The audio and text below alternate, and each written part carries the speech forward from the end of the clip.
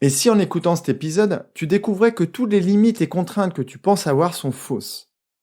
Quand tes croyances te font du bien, autant les laisser en place. Mais malheureusement, certaines, très souvent inconscientes, t'enferment dans une vie bien moins épanouissante que celle que tu pourrais avoir. Dans cet épisode, tu vas comprendre comment identifier tes croyances et comment t'évader de cette prison mentale qu'elles t'ont créée. Imagine comment ta nouvelle réalité va être quand tu ressentiras des émotions que tu croyais impossibles à ressentir. Quand tu t'autoriseras à réaliser des choses que tu ne pensais pas être capable de faire. Attention, cet épisode peut te faire plonger dans une réalité bien plus épanouissante et pleine de sens que celle que tu ne vis aujourd'hui.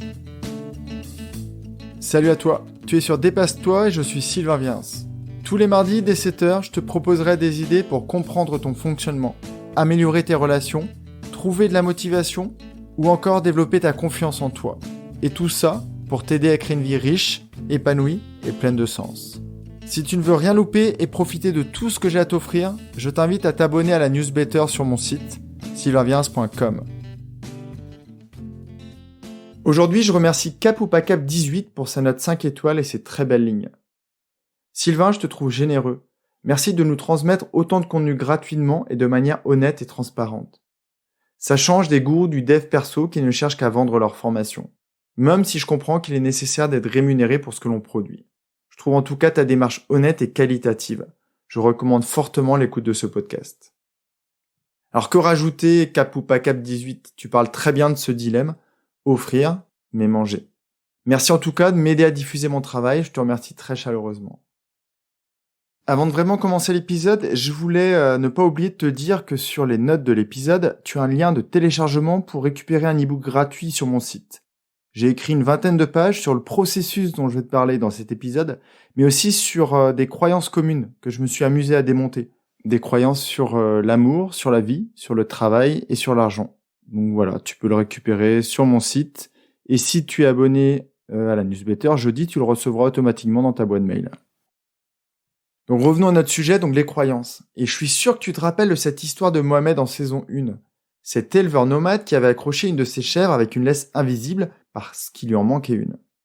Sa chèvre y avait tellement cru qu'au petit matin, elle n'avait pas pu s'en libérer.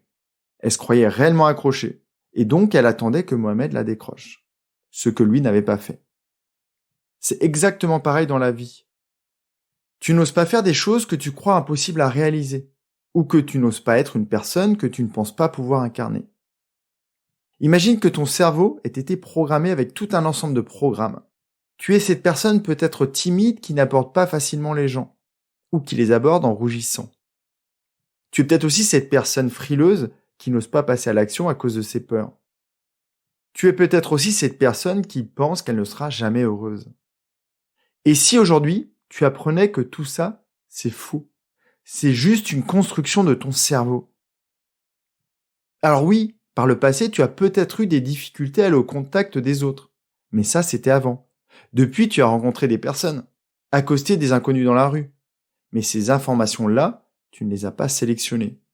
Et même si ces exemples t'interpellent, tu te dis « Non, moi je suis vraiment comme ça, je suis vraiment cette personne timide ou peureuse. » Dans le passé, tu as eu des discussions avec des gens qui ont gardé en tête que tu tenais tes positions, très fermement.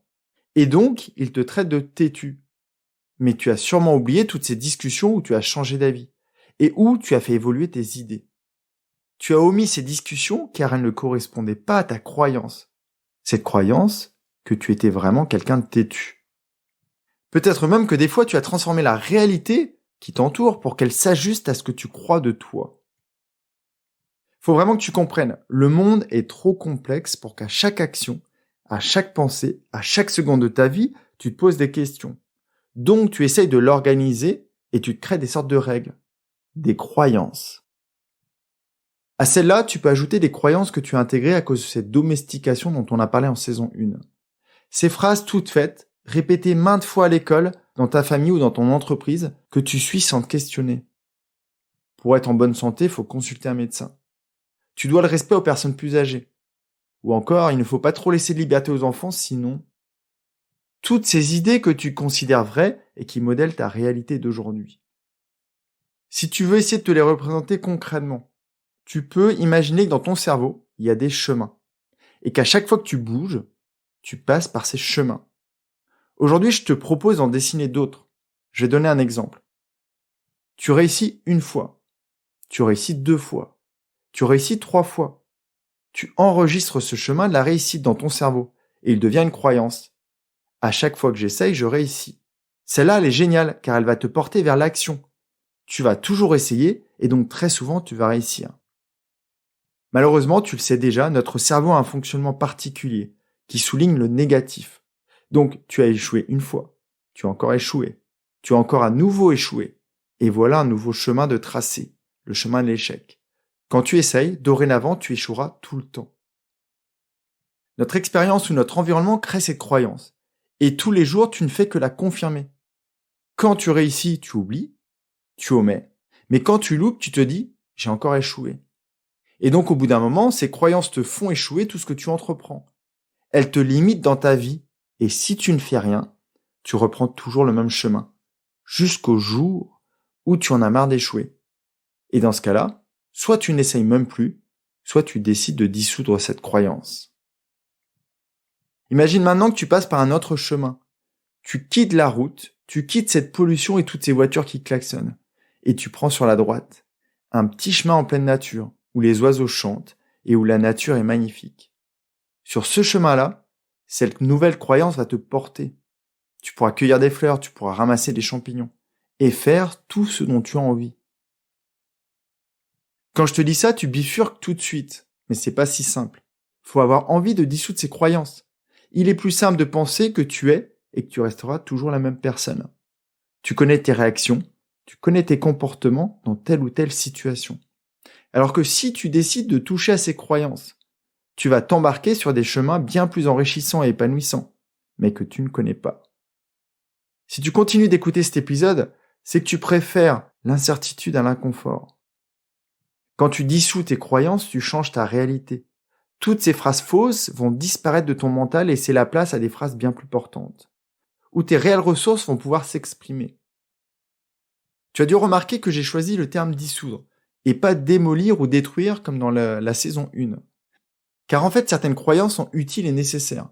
Elles nous guident et nous permettent par exemple de ne pas prendre de risques dans une ruelle déserte et peu éclairée. Donc on va les dissoudre dans cet épisode. Enfin, on va commencer et toi tu continueras par la suite. Mais pour les dissoudre, il faut être capable de les repérer. Alors comment tu fais ça ? Il y a plusieurs techniques. Si nous étions en accompagnement, certaines de tes paroles ou tes réactions pourraient me permettre de les identifier, de mettre le doigt dessus et de t'aider à les dissoudre par toi-même. Mais seul, comment peux-tu faire ? Alors tu peux par exemple te créer des phrases qui vont te permettre de les identifier. J'aimerais être, mais. Par exemple, j'aimerais être en couple, mais je ne fais pas confiance aux femmes. Je ne fais pas confiance aux femmes, car elles sont toutes infidèles. J'aimerais changer de travail, mais je ne m'y épanouirai jamais. Je ne m'y épanouirai jamais, car le travail est pénible. C'est normal. Là, tu vois, on a 2 belles croyances que j'ai extraites de l'e-book dont je t'ai parlé un peu plus tôt. Dit comme ça, ces croyances peuvent paraître anodines. Mais leurs conséquences sont inestimables. D'un côté, tu as un homme qui ne croit pas à la fidélité des femmes. Et donc, il va tout faire pour ne pas se mettre en couple. Et il ne profitera donc jamais d'une relation amoureuse. Ou alors, il va adopter un autre comportement. Il va jouer avec les femmes comme il pense qu'elles feraient avec lui. Et c'est la même conséquence. La deuxième croyance, on a une femme qui ne changera jamais de travail, même si elle s'y ennuie car elle pense que c'est normal. Tous les jobs sont comme ça. Alors pourquoi changer ? Un second moyen d'identifier les tiennes, c'est de voir à quoi tu réagis. Par exemple, un ami te dit « Je suis heureux, je viens de m'acheter une nouvelle voiture ». Alors tu ne réponds pas forcément, mais tu réagis au fond de toi. Car d'après toi, tu penses que le bonheur ne passe pas par le matériel. Est-ce que cette croyance est limitante ? Non, pas forcément. Si elle ne t'empêche pas d'acheter le nécessaire à ta vie. Et elle peut être portante dans le sens où tu as compris qu'il faut mieux être qu'avoir. Un autre exemple encore plus concret. La semaine dernière, j'ai échangé avec Lucie. Elle me dit « J'ai jamais confiance en moi ». Alors je lui réponds « Il en faut pour venir me voir ». Alors elle réagit bizarrement, elle est un petit peu bloquée, elle me regarde un peu stupéfaite. Ça dure quelques secondes. Et puis elle se dit Ouais, je suis quand même courageuse de vouloir avancer. Et là, la croyance a déjà perdu de son pouvoir. Donc les réactions corporelles sont souvent un bon indicateur de la présence d'une croyance. Un excès de colère ou des larmes qui jaillissent très rapidement. Un troisième moyen de les identifier, c'est de lister toutes les phrases avec des jamais, tout le temps. Les phrases où tu exprimes une certitude. Ou alors celles qui sont très vagues, du genre on m'a dit qu'il faut faire ça pour avoir ça. Et après, tu vois si elles te portent ou si elles te limitent. Alors maintenant que tu as mis le doigt dessus, comment tu les dissous? C'est là que ça se complique car ta réalité est basée dessus. Tu t'es construit dessus. Et donc il est difficile de trouver des expériences pour les contredire. Et pourtant, c'est une des clés. Il faut que tu arrives à comprendre qu'elles sont fausses. Prenons encore quelques exemples. En Bretagne, il pleut tout le temps. Si tu arrives à te rappeler de quelques coups de soleil que tu as pris sur la plage, par exemple à Quiberon, c'est gagné. Je n'ai jamais réussi quoi que ce soit. Si tu arrives à repérer 2 ou 3 succès dans ta vie, je sais pas, un examen, une promotion, un tricot magnifique, c'est gagné. Personne ne tient compte de mon avis. Si tu arrives à identifier 2 ou 3 décisions que tu as faites basculer avec tes idées, après débat, c'est gagné. Imagine la vie quand tu te dis « je réussis tout ce que j'entreprends » ou « quand j'exprime mon avis, il est entendu ». Ta vie va basculer. Elle ne sera plus jamais la même. Il y a d'autres techniques plus complexes comme le surcadrage, une technique que j'utilise en séance. En fait, en exagérant une croyance, la personne se rend compte qu'elle lui accorde bien trop d'importance. Elle peut même devenir ridicule. Et donc, elle se dissout. Le langage, c'est un outil qui est très puissant contre les croyances. Quelquefois, il suffit juste de conscientiser ta croyance pour la dissoudre. Le fait de juste la dire à voix haute. Une autre technique consisterait à te faire chercher une croyance contraire, une croyance ressource, et à te permettre de l'intégrer en te faisant vivre l'expérience. Reprenons l'exemple de Lucie et son problème de public. Donc sa croyance contraire pourrait être « En public, je suis très à l'aise ». Ok, et ça fait quoi alors? Là, tu vois, je suis debout devant les gens, ils me regardent, mon teint est normal. Ouais, la salle, elle est comment? Elle est pleine? Ouais, elle est grande, peut-être 200 personnes. Je leur parle calmement, posément, et à la fin, ils m'applaudissent. Je me sens super bien. Donc ça fait comment de se sentir aussi bien à la fin de cette conférence? C'est génial, j'adore, et d'accord. Et c'est quand ta prochaine intervention? Et bim. Et là, tu vois, sa croyance a commencé à se dissoudre. Et quand tout ça c'est fini, tu peux remplacer celles disparues par des croyances ressources, comme celles que je viens d'aborder avec Lucie. Des croyances qui, elles, vont t'ouvrir les portes d'une vie incroyablement riche. Je t'explique tout ça en détail dans l'ebook gratuit que tu as disponible sur mon site. J'ai hâte que tu me fasses un retour après la lecture. En attendant, prends bien soin de toi et rappelle-toi que tu peux faire bien plus que tes comportements actuels. Très belle journée, à très vite, bye bye. Si cet épisode t'a appris quelque chose, n'hésite pas à en parler autour de toi. Dis-toi qu'à chaque fois que tu m'aides à le diffuser, tu fais tous les jours un peu plus pour aider tes proches et influencer positivement les gens qui nous entourent. Je te remercie très sincèrement pour ton écoute et je te souhaite vraiment le plus beau pour la suite.